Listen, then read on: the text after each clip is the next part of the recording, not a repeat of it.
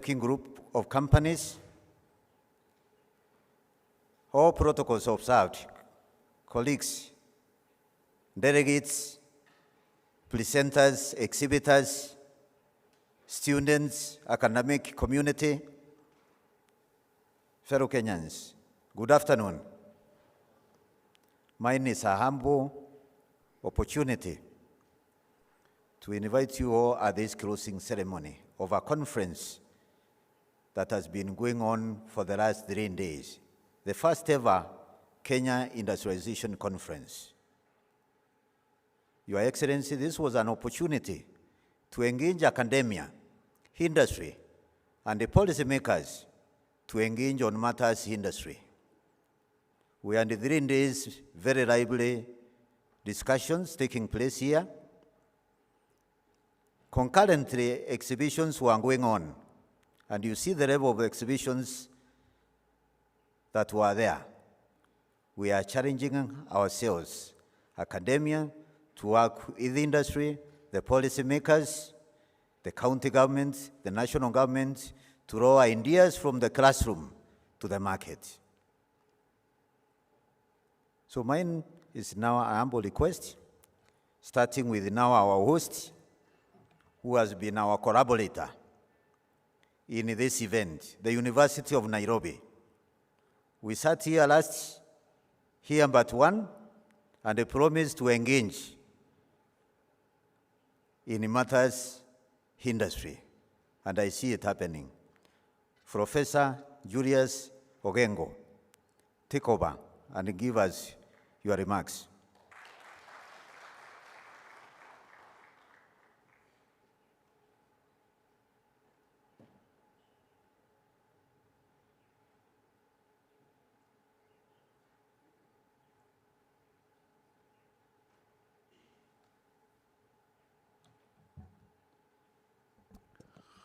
Very well, our chief guest for this afternoon, Your Excellency, Honorable Johnson Sakaja, Karibu University.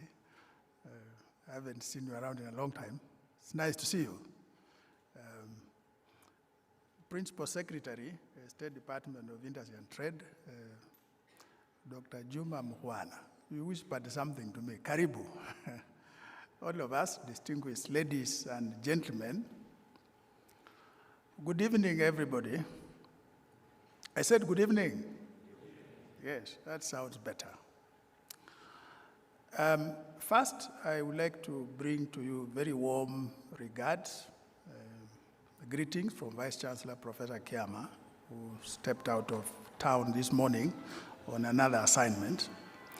My name is Julius Ogengo. I'm Deputy Vice Chancellor, Academic Affairs. I am truly delighted for several reasons. The most important one is a sense and the spirit of partnership that this brings out. The industry linkages academia for us at university have been a little lax. We made a commitment earlier on, 2 years ago, that we'll be working deliberately to strengthen that linkage.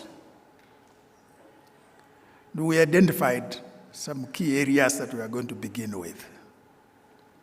And we have done so deliberately. We've reached out. And so it's not by accident that this particular conference was hosted here. Reflecting on the preparation that went on, the discussion that went on, the exhibitions that we have seen, and the discussions that we have had over the last 3 days are a true testament that this is gaining traction. And it's very exciting. It benefits everybody, it benefits the students, it benefits staff, it benefits the nation, it benefits the world, it benefits humanity. The second reason is seeing things that people are doing, Sometimes when you don't get to see what others do, you think you are the only one doing something. That has been a true eye-opener, that Kenyans in different spaces are doing truly wonderful things. And so then that has been a real inspiration to our staff, to our students, and that they were able, some professors were able to participate, the students are participating, staff are exhibiting things there, the true spirit of nationhood. And then you see that sense of partnership with everybody, a building and making the university truly vibrant. This morning, only this morning, the Minister for External Affairs of India came by, and as we were waiting for him down there at the foyer, could see the amount of truck coming in and out, and where are they going? They are going to the exhibition. They are attending this industrial conference. We felt very warm to have all of you here because it brought in the third source of my excitement: university-government linkage. And now this afternoon, it is crowned. Ladies and gentlemen, many places we've gone to, they are university cities. The other day, Governor Sakaja was saying, we've done badly, my brother. The university ought to partner with the county government to do more for everybody. And so when I was told this morning that the governor is coming around to close, I was very excited. I suppose that by shaking your hand and saying, Karibu, we have opened the way. So when we now say, Governor, can we meet, sit and see what else we can do as a follow-up of what we saw this week to make the life of people living in Nairobi better? It will be for a good reason. And everybody who has come from all over the place to partner with us in the organization, in the exhibitions, in everything that we displayed, is a very inspiring thought. So for me, therefore, as we are coming to a close of the conference, what remains then is not to be said, is to be done. All the things that we have seen, all the things that we have said in this legendary Taifa Hall, the words we spoke are to be implemented. The exhibitions we saw, many of them being told these are prototypes to reach the commercialization level. They want the market to improve. So we all leave this conference, we leave this Taifa Hall, better people. I invite each one of us to just ask, in which way am I better because of this conference? Thank you very much. God bless you in the journey that has just begun to implement some of the ideas we gathered during this workshop. Thank you very much. God bless you. Thank you, Professor Ogengo, for those very kind ones. The University of Nairobi being a host for this event. It was in the River Lake. I now ask a representative from industry. We sent the conference.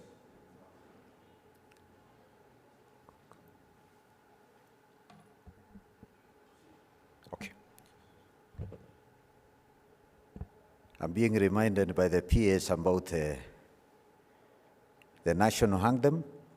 I want to be sure that we have not missed. What if they finished as our closing and our national anthem is also a player? Is it agreeable?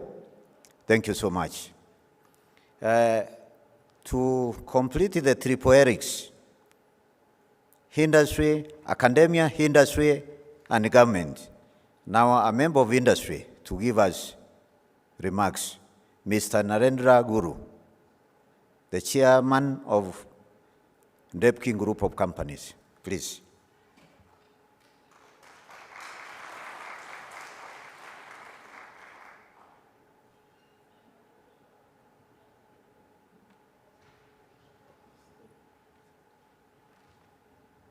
Hamjambo. His Excellency, the Governor of Nairobi, Johnson Sakaja, as good as President because the Governor of Nairobi is actually Kenya. The PS of Industry, Bana Mukwanga, other members present, student of Nairobi University, Jambo, Tena. I'm also Chancellor of Egerton University and I'm used to talk to the children, but today is the time to talk about the industrialization in the country. As a Devki group, we are employing 11,000 Kenyans in our group. We want this kind of 20 companies which can remove the unemployment in the country. It is only possible when we are committed for the country and to make our country self-sufficient. Industries in Kenya has gone a long way. We are talking about 2030 vision, industrialization, and industry is the mother of employment. If we don't protect the industries, especially the mega investment and the mega industries, we will never be able to achieve the real industrialization in the country. Today I have come to learn, Bana PS, that the government of Uganda have imposed the duty on imported steel $200 last month. While they are not manufacturing that item, it's just if you close the nose. I am an industrialist in the country, and if you close the nose, we have to open the mouth. If we put the duty and banned something like His Excellency have campaigned actually, that I want to put the levy on the furniture, levy on the paper, levy on the steel, levy on the cement, levy on many things. There is a reason behind it, that then only we will see the mega industry in the country. Then people will be forced to put the industry which can be sustainable, which can be saving our foreign exchange, and also which will create the job in the country. Everybody is importer in the country. I'll be very honest to say that. We all used to import the raw material in the country. Now, only the first industry which has started and opened by His Excellency the President in Samburu with the investment of 45 billion Kenya shillings is government have given the protection that if this item is imported, there will be levy and there will be duty. So we save the foreign exchange, which is very, very precious for us. We can't get it. And if we don't protect that kind of industry, we will not be able to attract other industry in the country. I congratulate the PS. The first time in the country we see such conference. Doesn't matter if we see the few people attended the conference, but we see all industry have put their stall. And this is the beginning of industrialization. And this is the way we will achieve. I congratulate you to taking the bold step, which was not done in the past by any government. I congratulate this government to protect the industries and the job of Kenyans. Whatever we have, all the world is facing problem of unemployment. It's not Kenya. All the world is facing the problem of dollar. It's not us. All the world is facing the problem of the living standard is not allowing the income what they are getting, because the prices of everything is gone up because of the devaluation. And to stop the devaluation is only we have to become self-sufficient. And self-sufficient we can become only by using local minerals and producing the items which is been imported and stop export of our foreign exchange and our jobs of Kenyans. We as Egerton University release 15,000 graduates every year. They don't have jobs. Same way Nairobi University. I'm a trustee of Nairobi University. We release so many students, but there is no job. They go everywhere and look for the job. Why? Because there is no correct policy has been put. It is now has been put by this government, and we support, and I hope that that will be there for a longer period, so that other investors of outside also comes in Kenya, invest and give the job to our Kenyans. And that is the more precise than anything else. One person gets the job because of your levy or because of your duty of imported item. Even one Kenyan gets the job, we have done the job. Because the biggest problem in Kenya is employment. And we want to make sure together that we will create the employment. I congratulate once again to the PS Mugwano that what you have done and taken the step towards the industrialization. I hope that we achieve 2030 industrialization's the dream of the country. Thank you very much. Asante sana. Thank you, Mr. Guru. Those are remarks from a renowned industrialist.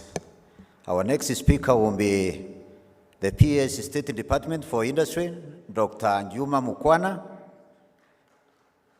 The PS moved the idea of holding this conference, noting that industrialization should have been at the center of discussion in this country. He came up with this idea and instructed us how to do it. PS Karibu. After this, you will invite the chief guest, His Excellency the Governor, and once the Governor is through with his remarks, we shall have the closing by the national anthem and the EAC forum. Karibu sir. Asante, Julius, Your Excellency the Governor of Nairobi, the Vice Chancellor, Academic, University of Nairobi, my brother Narendra Guru, the Chair of DEFCI Group of Companies, distinguished ladies and gentlemen, good afternoon.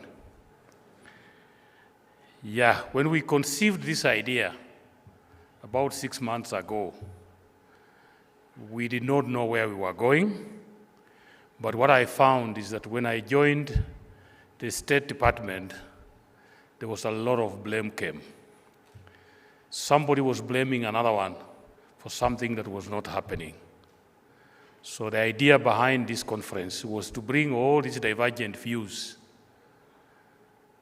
of industrialists, big and small, academia, and you saw it here, professors from Dedan Kimathi, from Egerton University, from the University of Nairobi, the county governments. We had a lot of policymakers here. PS for Trade was here. We had the chair of the Council of Governors, Her Excellency Anne Waiguru was here. Yesterday we spent the whole day with Dr. Tuoma on issues of leather, textile, and we have spoken.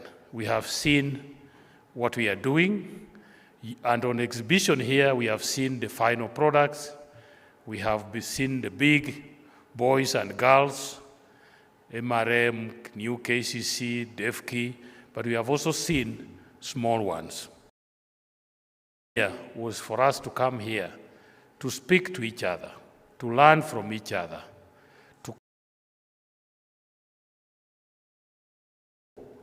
Today marks the end of our 3-day celebration of the Kenya's Industrialization Conference 2023, the first ever to be held in Kenya. Even for me, I was surprised that 60 years after independence, nobody had thought it wise to put this together. During these 3 days, we have been able to engage in very enriching conversations on matters of industrialization. We have been candid, we have been open, we have discussed our challenges, we have discussed our opportunities, we have seen what we need to do. We have had presentations, we've had panel discussions, we've had questions, and we've had answers. Some of them may have been sufficient, some of them may need research to investigate more, and that's why we have the university here. This forum, in my view, was very good for even students, master's students, PhD students, that want to understand the direction and the future of manufacturing and the social, economic, political issues that affect our manufacturing. Every year, we have very high ambitions. Every 5 years, we come up with big plans, but at the end of those plans, we find that we have made very little movement. And I think these 3 days, we have had time to interrogate the way we have worked, the way we have implemented our programs. We have seen why we are where we are. Enthusiastic delegates have also made proposals on what needs to be addressed. So we've had a lot of proposals. We discussed leather, we discussed textiles, we have discussed sugar, we have discussed automotive, we have looked at all these issues, raw materials, agro-processing, and we have witnessed with great encouragement your immense support and goodwill in the various aspects, all culminating in a very, very successful conference. We have equally received your very sincere commendations for organizing this conference, a clear demonstration that this conference was necessary and timely. One of your clear and loud recommendations is to make the Kenya Industrialization Conference an annual event. And so mine is to promise that this was the first one. Next year we'll do even a bigger one, and we'll still bring it back to the university here because this is where we belong. As a student of this place, and also having worked in academia, I see a lot of blame games. People say the students we are teaching cannot interact with industry enough. We say, so this is the opportunity for us to go where the university is. As an alumni of this university, I am happy to be back here. So next year, we will make this 10 times bigger. We will bring in more manufacturers, we will bring in more county governments, we will bring in more policymakers, more academicians, so that we can discuss even we have made today. We will attempt to implement them, and next year again we come back to review what we will have done. Indeed, subsequent Kenya Industrialization conferences should be occasions to consider and analyze our state of industrialization and to strategize our next steps. We have tendered our support and willingness to forge and strengthen academia industry with a view to driving ideas. First of all, I want to thank my minister, the CS for Investments, Trade and Industry, who opened this conference on Monday, Honorable Rebecca Miano. She was very, very supportive. In her absentia, please give her a clap. I also want to really thank the various counties and the governors that have made this event successful. We've had in these 3 days, we've had the chair of the Council of Governors, Her Excellency Anne Waiguru. Yesterday, as I said, we had Dr. Paul Otuoma, and today we have His Excellency Johnson Sakacha. And in the room here, we have a lot of CECs and chief officers from various counties of Murang'a, of Mandera. Please give the county governments a clap. Good job. Julius is a director of it. I want you to do it. And you can see what they have put together. Please seen all the money come from. Because government doesn't want to sponsor you to go and talk to yourselves for 3 days. We reached out to you, the industries, the universities, and you all came forward in a very big way. To all our sponsors, please give them a clap. And this includes the Kenya Association of Manufacturers, the Kenya National Chamber of Commerce and Industry, the Kenya National Federation of Chuakali Association, UNIDO, the Council of Governors, the DEFKI Group, MRM, KCB, Equity. I can't name all of you. Please give them a clap again. I have 10 semi-autonomous departments, semi-autonomous government institutions under my watch, and they all were very, very supportive, and they were all exhibiting. If you are coming from any of the semi-autonomous agencies from within the State Department of Industry, please stand up. Semi-autonomous agencies of the ministry. So we've had the Kenya Bureau of Standards, the KIRIDI, we have numerical machines, You've had Kenya Industrial Property Institute, Scrap Metal Council, Kenas, Rivertex, Kenya Industrial Training Institute. We have 10 of you. We really appreciate the support that you have given this. Please give them a hand of... the media houses. The media was very, very important.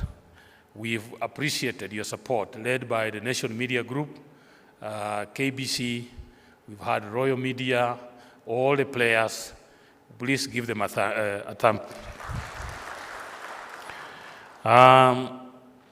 The team from the State Department of Industry that have had to be rapporteurs, and all the work that you've done. For us, we are humbled. We did not put up this for us to lecture you or to teach you how to do it. We really brought you in a room where you could speak to yourselves. And I think that these 3 days have been very, very practical. We had very good panel discussions here, and we also had practical ideas outside how to commercialize this country. As I said on Monday, this country has a lot of potential. Africa is the next frontier for manufacturing. As I said on Monday, the African population of 1.2 billion makes up 17% of the world population. And yet, our share of manufactured products in the global market is only 3%. So we are 17%, we are manufacturing 3%. Our rightful share should be 17%. I gave you the example of Europe.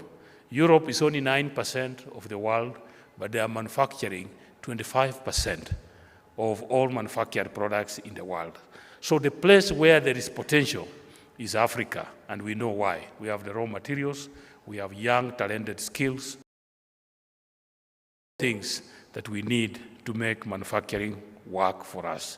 So I really want to thank all of you, and at this juncture, allow me to invite His Excellency the Governor of Nairobi, Johnson Sakaja. Please stand up to welcome him. Please give him a clap as he comes.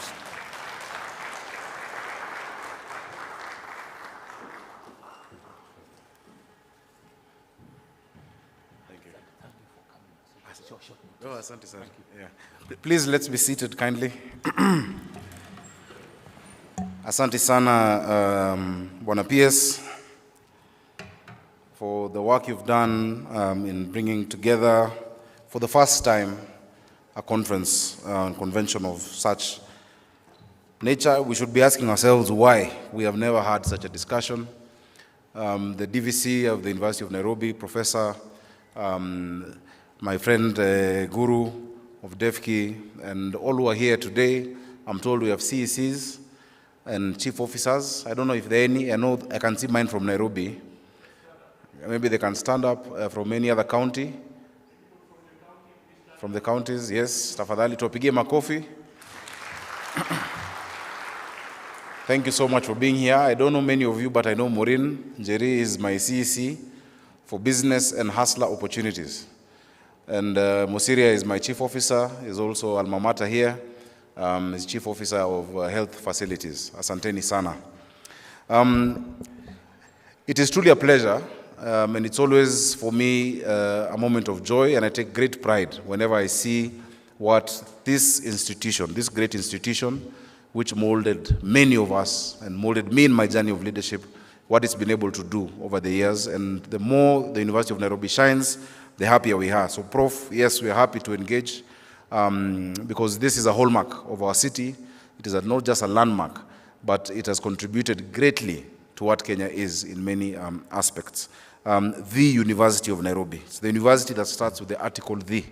Others are universities, others are colleges, but this is the University of Nairobi that I'm extremely, extremely proud of.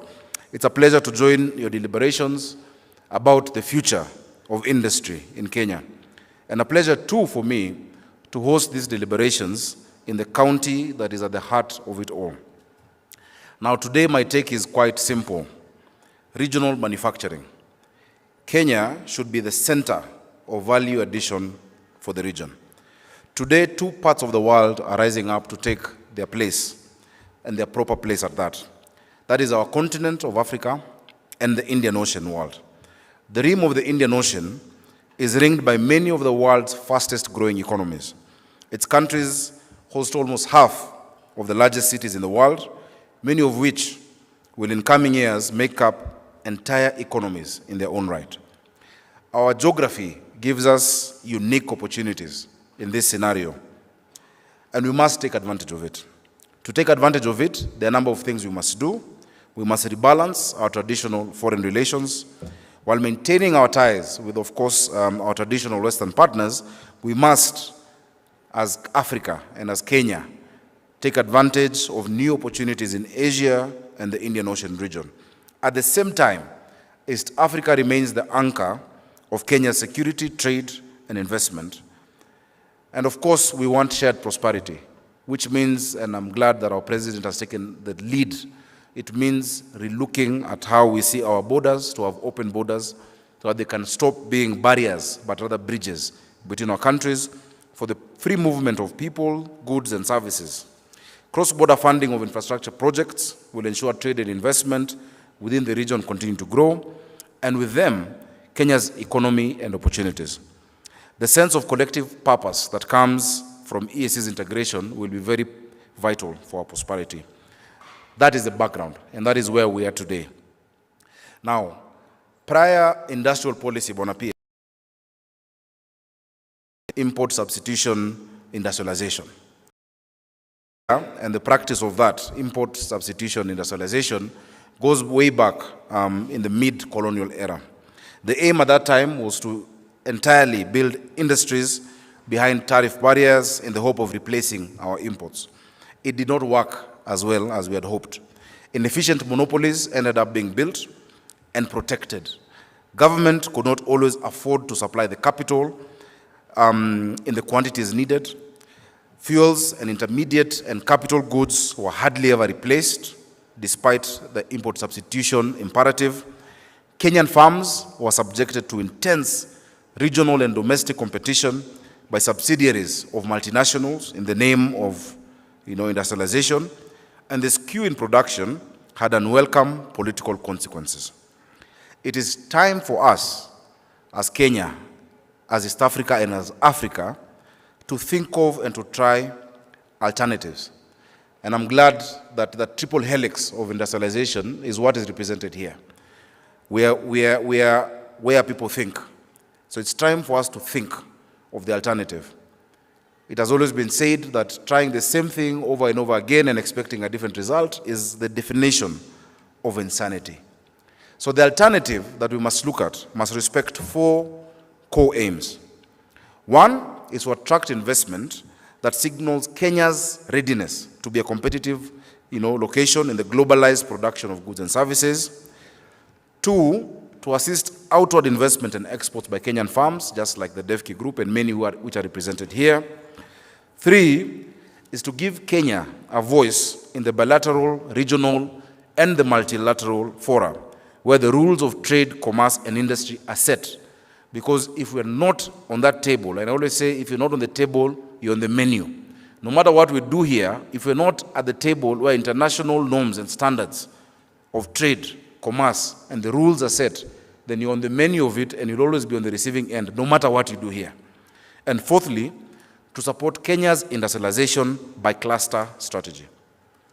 Now, according to the OECD, value-added trade, the intermediate inputs in producing goods and services, constitutes 56% of world goods trade and 73% of global services trade. Borders are repeatedly crossed at different stages of processing. And sometimes even our local borders within countries become a barrier. A consequence of the dramatic drop in transport costs following the liberalization of trade and investment and improvements of ICT have led to that. Private investment and trade are the core of this international production. Again, multinational value chains, many of whose links are held inside corporations, now account for almost half of the value-added inputs to exports arising from the services sector, with even manufacturing exports requiring geographically dispersed servicing from sectors, like software development is no longer geographically compact. It is anywhere marketing, and customer care. So we must think globally while we act locally and be aware of all of these factors that are around the world, yet we are blessed with the gift of our geography. Now, value-added trade can contribute to high growth in developing country GDPs. And I'll give you an example. China's dramatic rise is the most obvious example, even as foreign firms generate 70% of China's export. It is global firms that are generating that huge chunk. Only 30% is locally consumed, despite the size of the country. So value-added trade must be what we think about as we look at industrialization. Now, Kenya, broadly speaking, should learn from China's example. From our perspective, our enterprises and workforce are increasingly services-oriented, and regionally, they do have a competitive edge. There's a competitive edge to the services that we're producing as a country. Now, just as China was able to take advantage of manufacturing and growing the manufacturing by opening itself to firms willing to put production in China and supplying the business, the skills, and infrastructure that they needed, there is no reinventing the wheel. So too, Kenya must capitalize on its regional advantage, on IT skills, on IT, on infrastructure that is unparalleled in this part of the world to capture a significant portion and part of the value embedded in local parts of the relevant global value chains. That is extremely important, and it's a low-lying fruit for us, Kenya, with our obvious advantages. Recall that Kenya's new industrial policy strongly emphasizes clustering of relevant industries. That clustering, Bwana PS, in my opinion, and of course you're the gwiji, you're the professor, and but in my opinion, and in practice and in my experience, that clustering cannot succeed unless there are large markets for the products. And that is especially true for manufactured goods. Now, and that is because Kenya's own demand for these manufactured goods is insufficient to support the clusters of the requisite size and scale. And that is why we must think beyond the artificial boundaries between our countries. We must move in the spirit of the Africa Free Continental Trade Area. Otherwise, our small countries do not provide opportunity for scale. For those of you who've lived in the village, and I may not have, I was born just actually 1.6 kilometers from here, and I've lived in Nairobi throughout. But those who've been in the village, if you get a goat and tie it to a rope, to a tree, using a rope for 2 hours, and then you let it go, it will still remain in that circumference. It does not move beyond it. It thinks it is still bound by that rope. The colonialists put us in imaginary lines and small cocoons across this continent, that it is easier to go to Germany than to Nigeria, or to trade with the US than with Angola. And so because of that, we've been unable to create and to take advantage of the demographic dividend of Africa. A young continent, a median age of 19, in some parts like East Africa, almost 17.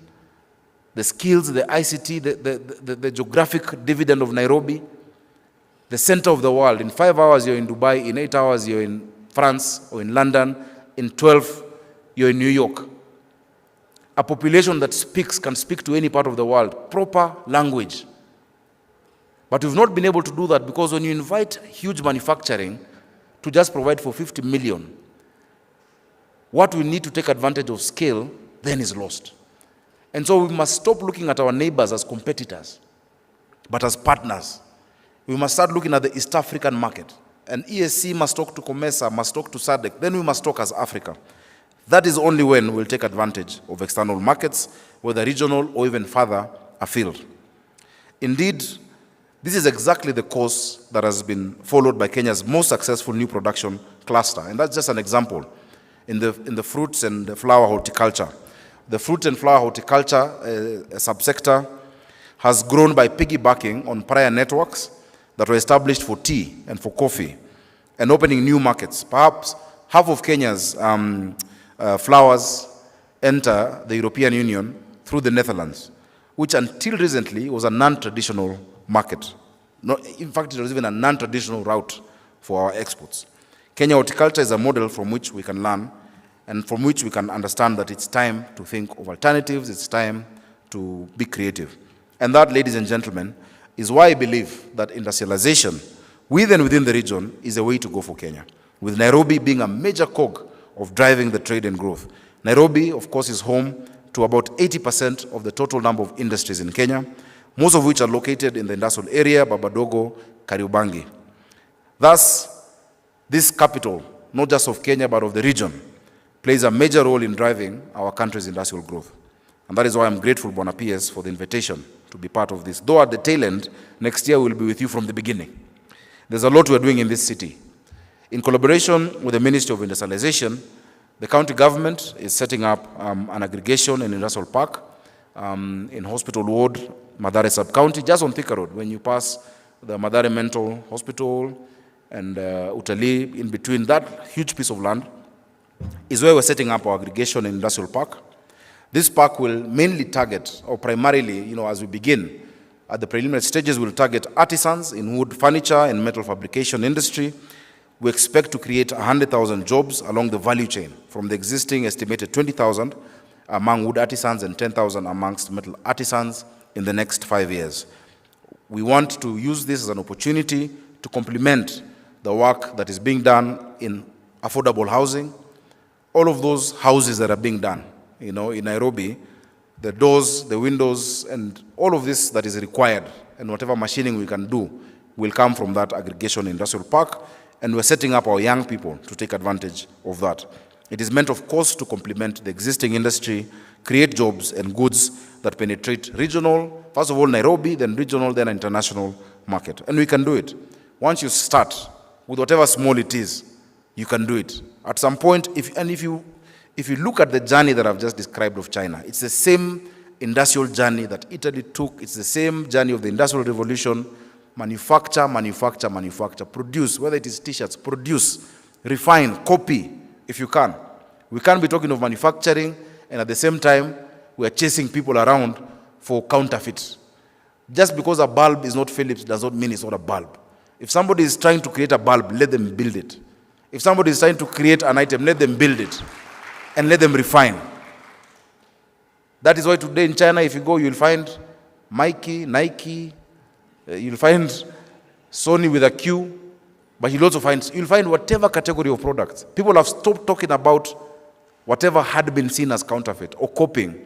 And of course, imitation is the deepest form of flattery, but they talk about the highest quality of products. Even the Apple phone is manufactured in that same China that we're saying we're copying.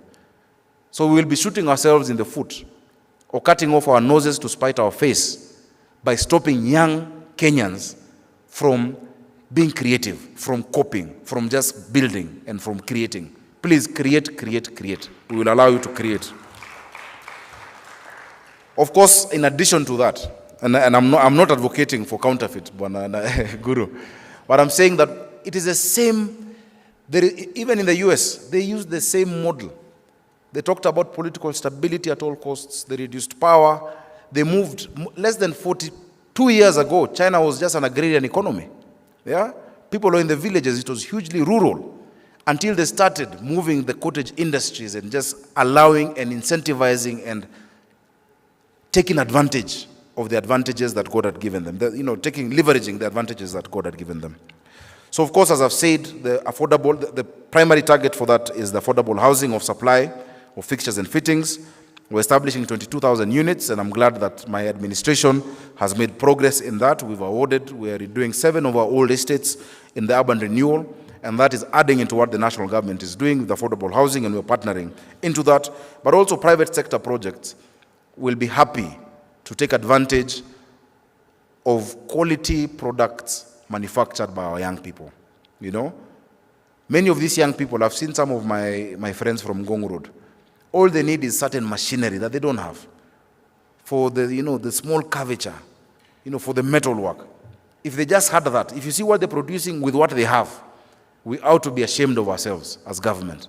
And that is why we're investing 1 billion, Bwana PS, on top of the KAIP, 1 billion in equipment, for common user equipment, that any young person with an idea, any young person seeking the market can come, can use that lathe machine, can use whatever is required there to produce his goods, and will incentivize and encourage. It is not just about being pro-business and pro-industrialization is different from saying we are tolerating industrialization. The stance that has been taken in the past is tolerating. That it's okay, we will not tax you too much. It's okay, we will give you half energy tariff at night. That is tolerating. For you to industrialize, you must be deliberate and aggressive and proactive and go out of the normal way for a consistent period of time, 10 to 20 years, consistently doing it until you get it right. And that is what I'm encouraging colleagues in leadership to do that. Of course, additionally, as I move towards closing, the county government has earmarked the construction of 20 markets in the next 5 years, and we have started. That is creating 4,000 trading spaces, and is expected to create more than 10,000 jobs. This includes markets in Mutuini, Karen, Maji Mazuri, Jujo in Embakasi East, and Kahawa West. We also have the national government through the State Department constructing another 10 markets. We were able to negotiate that, and we're happy. We provided the sites for those markets to be done. I want to close, ladies and gentlemen, Professor, Vice Chancellor, PS, everyone who is here. I want to close by talking about one last challenge, because it needs to be mentioned. Given the history of large and infrastructure projects here, and the difficulties of achieving sustainable growth that Africa experienced some decades ago, one finds, and especially when talking to students at the cusp of their future, just at the launch pad, sometimes it finds that many of us have given way to cynicism and despair, and a lot of skepticism. Some of us have lost the self-belief without which it is impossible to improve our lot. I hear whenever the president talks about the KIPES, I see cynicism. When we say that we can industrialize, I see skepticism. I see doubts. We will never be able to do that until we change our attitude. We must stop looking at ourselves as Kenya, as our journey of industrialization, at Nairobi, in terms of what it has always been, but Bona PS in terms of what it must do. And that's why I'm very proud that we have you there, because you're charting, paths that were never charted before. In as much as this is the first time we're doing this, let us think without any barriers. Let us move beyond the black and white lines that divide national and county government, that the silos in the ministries, that you can only go to this extent. Let's move beyond that. Let's change our attitude, because that attitude of cannot do is the biggest enemy of industrialization and manufacturing. We dare not let ourselves be distracted by negative narratives, which one still finds in too many quarters. There's too much negativity. There's too much negativity on social media. There's too much negativity in our discussions. Most people, you ask them, how are you doing? Nangangana tu. And that person has just made some money. In the Bible it says, out of abundance of the heart, the mouth speaks. That there's power in the tongue. Let us start talking positively. Let's start talking about Kenya as an industrial giant of the region. Let's talk about Nairobi as the capital of manufacturing. Our faith with our action to get it done. Otherwise, it will not be done. We look to our past to find examples of African success against the odds. They are there. And we gather courage, we gather the courage to try again. But let the past examples be just examples. I have seen the Nyayo Pioneer 1. It is a past example. It's nice to remind us, because you cannot know where you're going if you don't remember where you're from. But it must also make us question ourselves. What have we done in the years since Pioneer 1? We should now have been in Pioneer 20, which is no longer powered by petrol. It is electric. It is looking at our climate action imperatives, because we can do it. There are Kenyans doing amazing things in many places. Prof, I was in Saudi Arabia a few months ago.